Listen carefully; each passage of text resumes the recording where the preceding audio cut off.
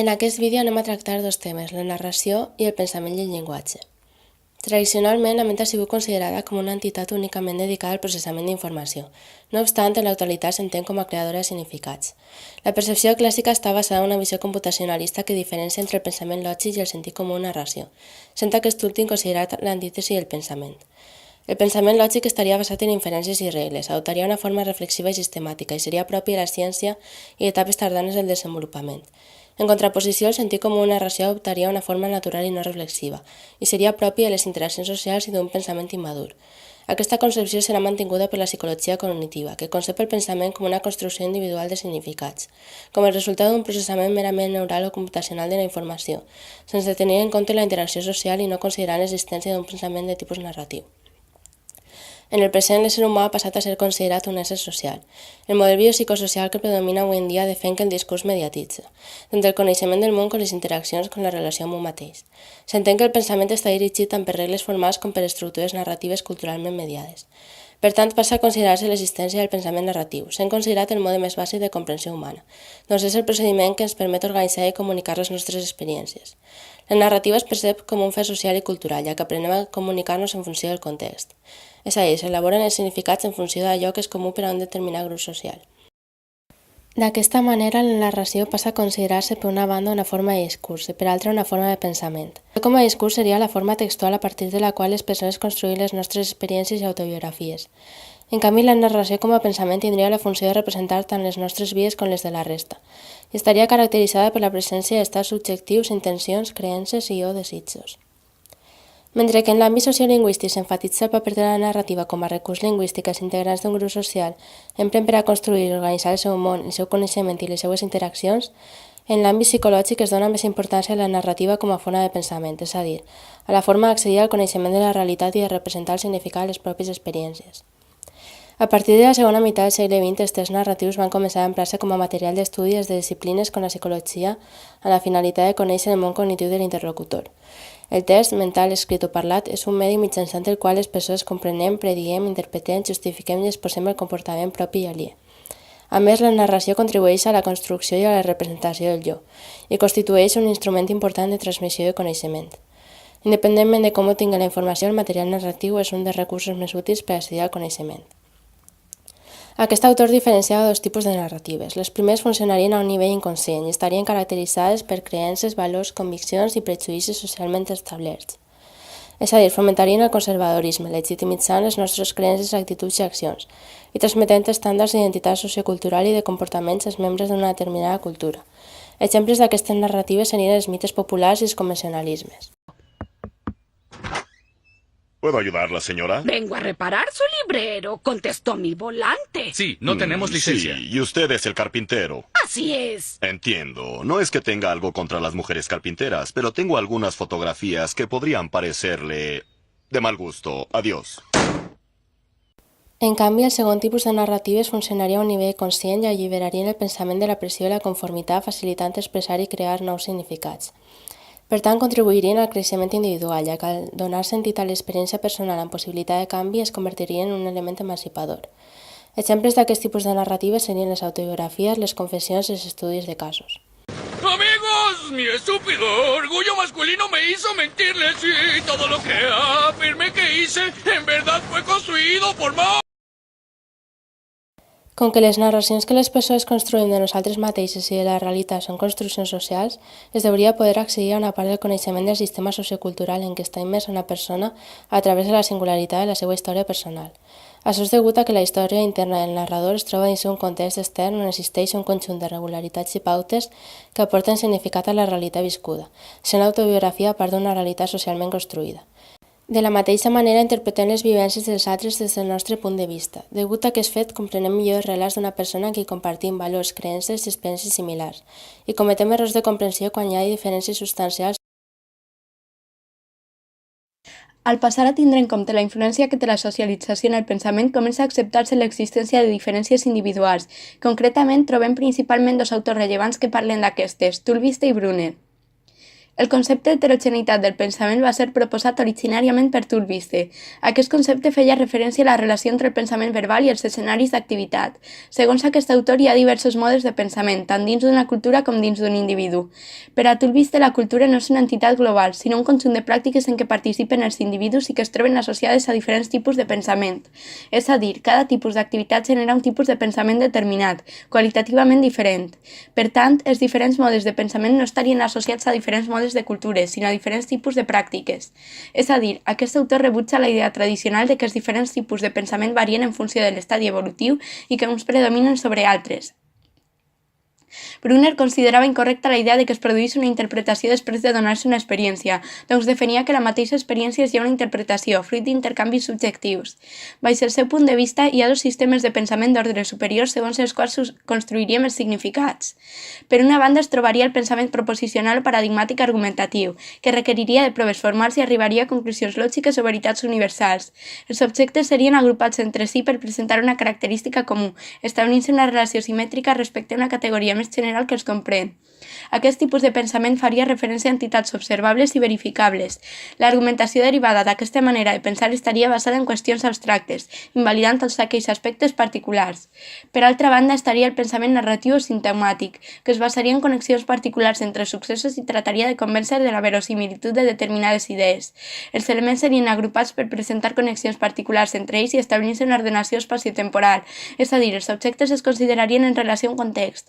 Les narracions estarien basades en qüestions particulars. Podem veure aquests dos tipus de pensament en el següent vídeo. Ay, ni un oso a la vista. La osopatrulla funciona como por encanto. Es precioso razonamiento. Cariño, gracias. Según esa lógica, yo podría afirmar que esta piedra ahuyenta a los tigres. Uy, ¿cómo funciona? No funciona. Oh, No es más que una estúpida piedra. oh. Pero no veo ningún tigre por aquí. ¿Y tú? Lisa, quiero comprarte esa piedra.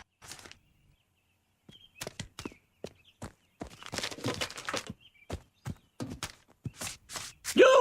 Un día perfecto. 0 osos y un gordo peludo y macanudo sueldo. ¿Eh? ¿Por qué tengo un sueldo tan bajo? Impuesto por patrulla de osos $5. ¿Qué? ¡Esto es un ultraje! Es la mayor subida de impuestos de la historia. En realidad es la menor subida de impuestos de la historia. Que los osos paguen el impuesto oso. Yo pago el impuesto Homer. Tu impuesto sobre la renta. Bueno, es igual. Sigo ultrajado.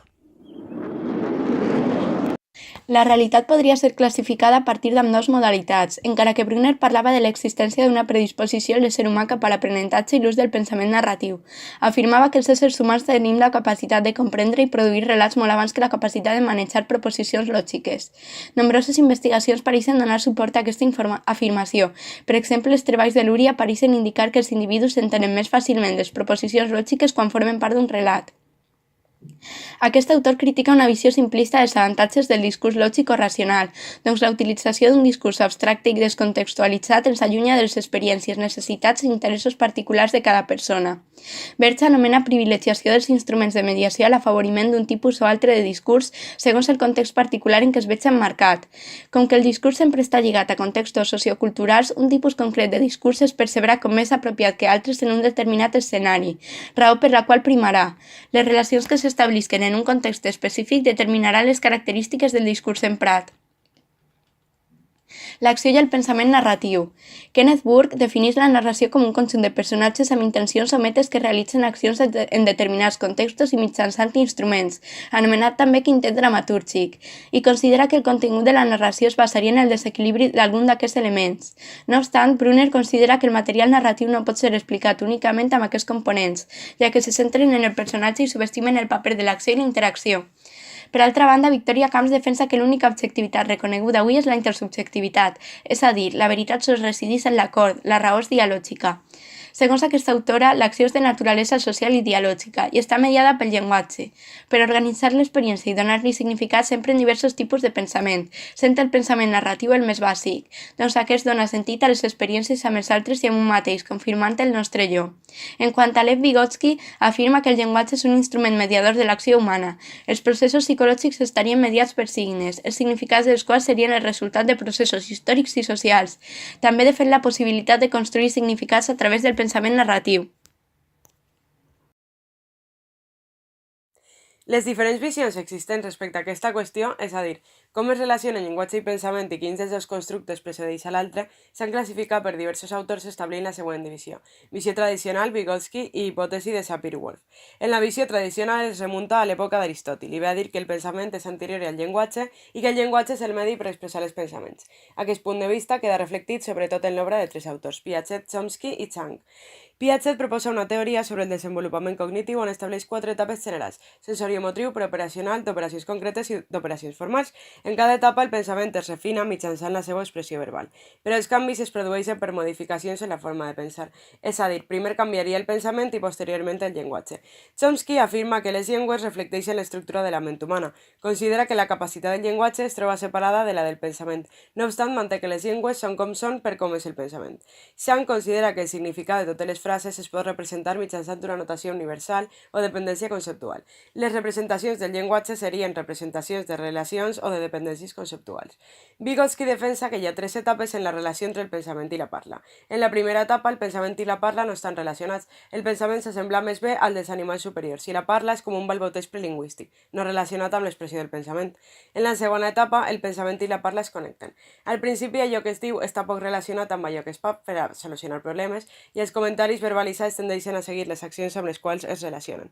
Però quan va avançant l'etapa, les verbalitzacions apareixen abans que les accions. Aquesta parla amb ell mateix que inicia el xiquet la va anomenar Piaget parla egocèntrica.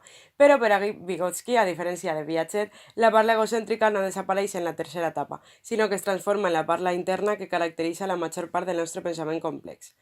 Sapir i Whorf defenen que el llenguatge és anterior al pensament i que els pensaments estan determinats pel llenguatge que s'empra. Estableixen dues hipòtesis bessones, el determinisme lingüístic i la relativitat lingüística. Segons la hipòtesi del determinisme lingüístic, el llenguatge determina el pensament, és a dir, les etiquetes lingüístiques el configuren. Segons la hipòtesi del relativisme lingüístic, elaborada a partir de l'estudi de les llengües índies americanes, diferents llengües comporten diferents maneres de pensar, tant a nivell específic com a nivell general. Un exemple per explicar com afecta una llengua a la manera de pensar a nivell específic és la diferenciació que fa l'idioma esquimal entre uns tipus de neus i altres. Whorf defèn que l'existència d'aquestes paraules els du a pensar sobre la neu de manera diferent als europeus. Pel que fa al nivell general, Whorf manté que els indis americans i els parlants de llengües europees tenen idees diferents sobre conceptes fonamentals com l'espai, el temps i la causalitat. Un exemple que utilitza per evidenciar-ho és el fet de que l'Hopi atribueix al temps una forma circular i considera que els components bàsics del món són esdeveniments en lloc d'objectes. En la seva obra s'identifiquen almenys dues versions de la seva hipòtesi del determinisme lingüístic, una forta i altra moderada. La versió forta estableix que el llenguatge força a pensar d'una determinada manera. Per tant, la traducció entre llengües no és possible i per saber com pensa algú s'ha d'aprendre la seva llengua. La versió moderada afirma que una llengua particular provoca que alguns tipus de pensament siguin més fàcils que altres, però no força els seus parlants a pensar d'una determinada manera.